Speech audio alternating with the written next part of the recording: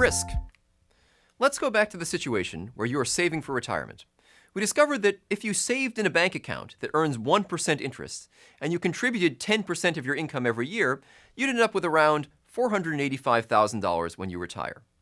If you invest in the safest types of government securities, which yield up to around 3.2% at long maturities, you would end up with around $691,000.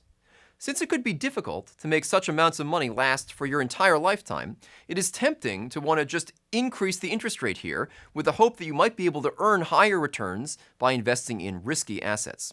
For example, if you put in a 5% interest rate, still at a 10% contribution rate, you get over $1 million at retirement, $1,075,000.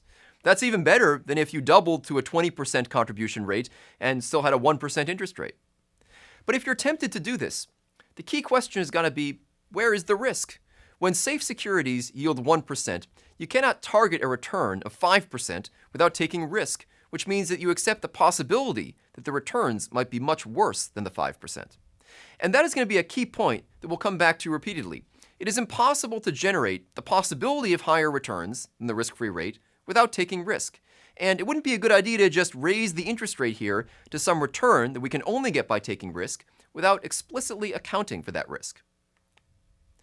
What are some risk strategies that might allow an investor to target a 5% return? One simple example is that U.S. banks issue bonds that represent debt claims on their assets. The yield on a mixed maturity portfolio of these bonds is around 5%. Now, that does not mean that they will return 5% for sure. The most fundamental principle of finance is that the only reason a security might generate a return higher than a risk-free rate is because there's some risk that they will generate worse returns than the risk-free rate. Here's a very simple model of this. Suppose there are two possible outcomes, the good outcome and the bad outcome. Under the good outcome, the U.S. banking sector solves enough of its problems to meet all of its obligations. The bonds mature and earn their yields to maturity of 5%. Under the bad outcome, the U.S. banking sector delivers the 5% returns until 2045, at which point it has a major crisis where you lose 90% of your money, after which time it resumes its 5% yields.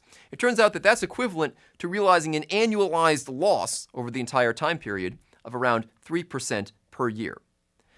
In finance, we call these outcomes, the good outcome and the bad outcome, states of the world, not to be confused with states of the United States. States of the world are possible outcomes. The simple model above assumed only two states of the world, but of course there is a continuum of states of the world, from best to worst. So going back to the bank bonds, we already saw that you'll end up with over $1 million, $1,075,000, if the good state of the world, the constant 5% return, is realized. But if you do the calculation, you'll see that in the bad state of the world, you'll end up with only $265,000. That's if we have this major banking crisis.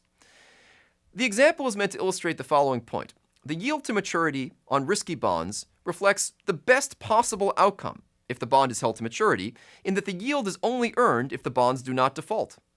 In the background, there is a possibility of bad outcomes, where the bonds would earn much less than this. If there weren't, then 5% would be a risk-free rate, and clearly it is not. How willing should you be to take this risk? Well, that depends on three main factors. First, the probabilities of the good and bad outcome. Obviously, the larger the probability of the good outcome, and the smaller the probability of the bad outcome, the more attractive this investment will be to any economic agent. Second, your risk aversion. The less you like risk, the less attractive the risky bond will be to you. A useful baseline is to compare yourself to someone who is risk neutral. Someone who is risk neutral will consider only the average or mean outcome, which we call the expected outcome or the outcome in expectation. For example, suppose there were a 70% chance of the $1 million plus outcome and a 30% chance of the $265,000 outcome. Then the so-called expected outcome or mean outcome is 70% times $1,075,000 plus 30% times $265,000, or around $832,000.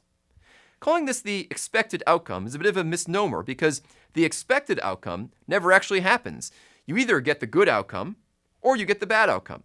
But nonetheless, it's common to call this the average or expected outcome or expected future value of the saving strategy.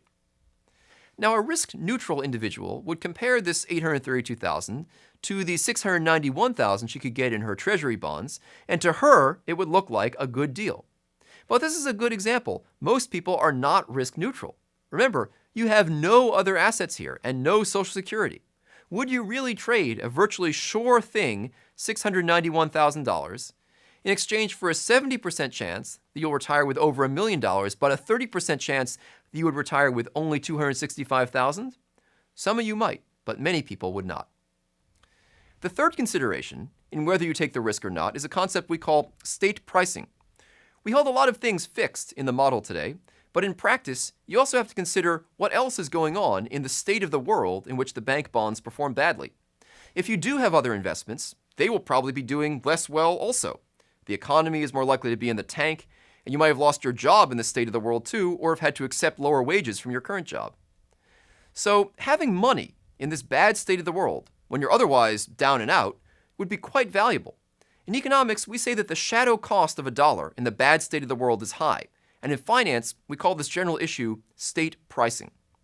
The bank bonds are in a sense extra risky because they kick you while you are down. We'll come back to state pricing later, and in fact, the study of financial economics makes it hard to escape. We've now introduced the concept of financial risk. What are the key points? It's impossible to generate higher returns than the risk-free rate without taking risk. Conversely, the only reason a security might generate a return that's higher than the risk-free rate is because there's some risk that that security will generate worse returns than the risk-free rate. And the desirability to you of a risky strategy is a function of three things. First, the probabilities of the various outcomes. Second, your risk aversion. And third, the issue of state pricing. What else is going on with your financial life in the state of the world when the bond defaults?